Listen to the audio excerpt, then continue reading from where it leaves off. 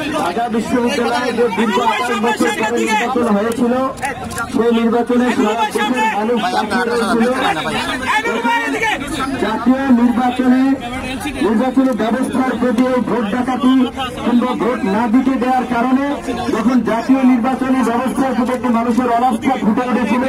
কিংবা একটি বিরূপ ধারণা তৈরি হয়েছিল, সেই জায়গা থেকে গতকাল ঢাকা বিশ্ববিদ্যালয় কেন্দ্রীয় ছাত্র সংসদ ডাকসু হল সংসদ নির্বাচনে মানুষের প্রত্যাশা ছিল যে সেই মানুষের অনাস্থা কিংবা বিরূপ ধারণার পরিবর্তন হবে ঢাকা বিশ্ববিদ্যালয় ডাকসু নির্বাচনের মধ্য দিয়ে। কিন্তু আমরা দেখেছি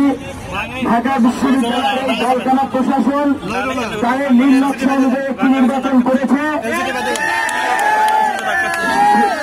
সেই নির্বাচনে যত রকমের কারচুপি আনয়ন করা যায় ক্ষমতাসীন ছাত্র সংগঠনকে জেতাতে, সেগুলোর প্রত্যেকটি